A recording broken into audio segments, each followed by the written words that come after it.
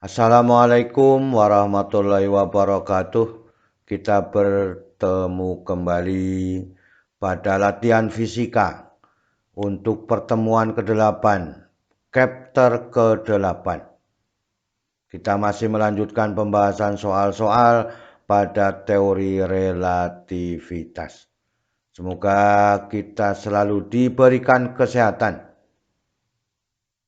dan juga keluarga kita, sehingga kita dapat beraktivitas kembali seperti biasanya. Semoga paparan video ini dapat membantu dan mempermudah belajar pada persoalan-persoalan teori relativitas. Kita lihat pada soal nomor 1. Dua orang A dan B berada di bumi, dan B naik pesawat, dan B naik pesawat antariksa dengan kecepatan 0,8 c pulang pergi terhadap bumi. Kemudian bila A mencatat perjalanan B 20 tahun, waktu perjalanan pesawat yang ditumpangi berapa? Maka dengan demikian kita lihat pada B dengan umur 20 tahun 0,8 c. Berapakah T0-nya, waktu perjalanan pesawatnya?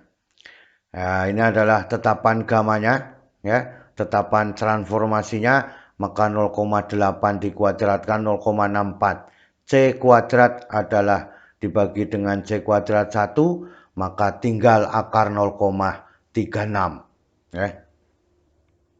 Maka gamanya adalah 0,6. Maka dengan demikian ini persamaan dilatasi waktunya. Sehingga T0 dibagi dengan gamma, maka T0-nya yang kita cari, T0-nya yang kita cari sama dengan gamma dikalikan dengan T. Maka 0,6 dikalikan 20 sama dengan 12 tahun. Jadi pada waktu A mencatat B pergi selama 20 tahun, waktu perjalanan pesawatnya adalah 12 tahun. Maka dengan demikian kalau kita ambil dengan akal biasa adalah merupakan keadaan yang mustahil. Akan tetapi kalau sudah menggunakan kecepatan cahaya, maka sudah dibuktikan adanya bahwa bintang itu bisa sampai ke bumi, cahayanya bisa sampai 20 tahun cahaya. Inilah yang kita inginkan pada soal nomor 1. Soal nomor 2. Periode ayunan diukur terhadap kerangka acuan ayunan 4 sekon. Berarti ini yang mula-mula Hitunglah periode ayunan jika diukur oleh seorang pengamat yang berkecepatan 0,6 c terhadap ayunan. Maka dengan demikian V sama dengan 0,6 c, T0 sama dengan 4 sekon, berapakah T-nya? Maka dengan demikian ini persamaan dilatasi waktu 4 dibagi ini 1 dikurangi 0,36, maka ketemunya 0,64 Maka 4 dibagi 0,8. 0,64 akarnya adalah 0,8. Maka dengan demikian T yang sebenarnya yang diukur oleh pengamat yang bergerak adalah 5 sekon. Jadi waktunya lebih lama daripada waktu yang mula-mula.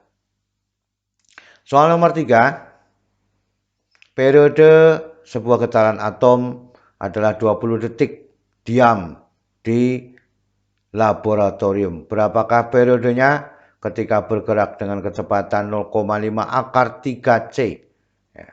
Berapakah waktunya pada waktu dia bergerak?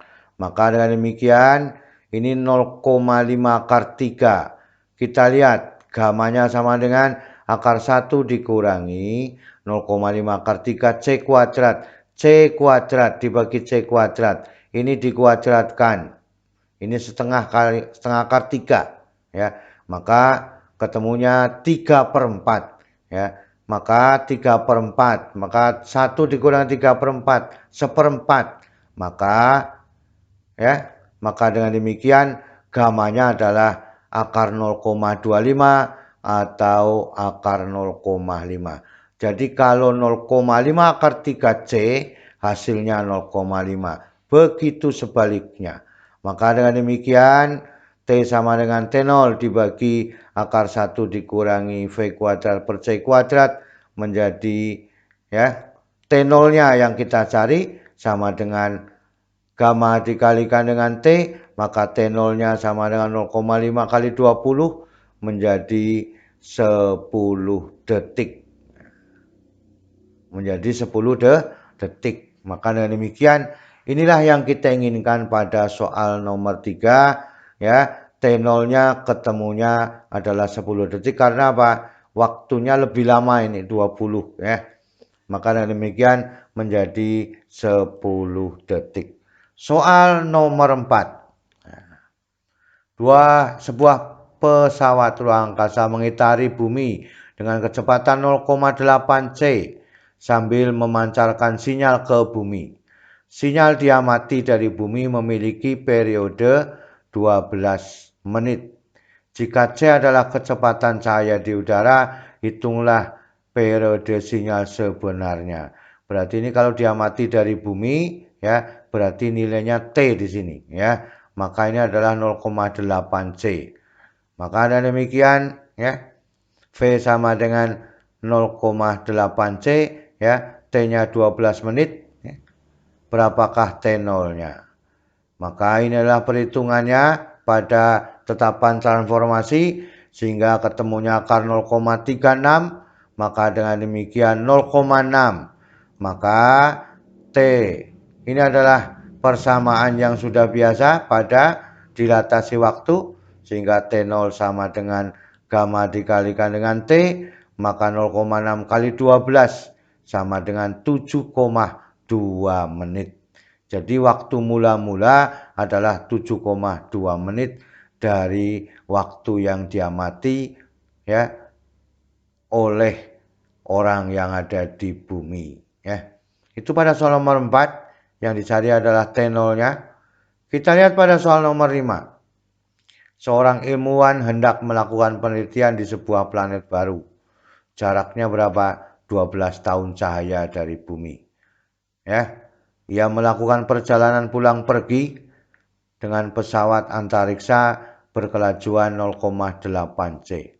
Saat ia berangkat berumur 38 tahun. Berapakah umur peneliti tersebut setelah kembali ke bumi? Jadi umur pertamanya perjalanannya 12 tahun cahaya. Kemudian V-nya sama dengan 0,8 C. Kita cari T-nya dulu, baru T0-nya, maka baru kita ngambil umurnya. Ini adalah persamaan tetapannya pada transformasi sehingga gamanya 0,36 di akar, maka 0,6. Maka dengan demikian waktu yang dibutuhkan oleh peneliti maka S dibagi dengan V sehingga 12 tahun pulang pergi ini pulang pergi dibagi 0,8 C, maka dengan demikian ketemunya 15 tahun. 120 dibagi 8. Jadi T-nya adalah 15 tahun. Maka dengan demikian T0-nya itu sama dengan lambda dikalikan gamma dikalikan T sehingga 0,6 kali 15 adalah 9 tahun. Jadi waktu penambahan mula-mula adalah 9 tahun. Maka umur peneliti adalah 38 ditambah 9 sama dengan 47 tahun. Jadi setelah kembali ke bumi umurnya menjadi 47 tahun. Ini logikanya demikian ya. Inilah anehnya pada dilatasi waktu. Itulah keseluruhan yang bisa kita bicarakan pada kesempatan kali ini. Selalu semangat belajar.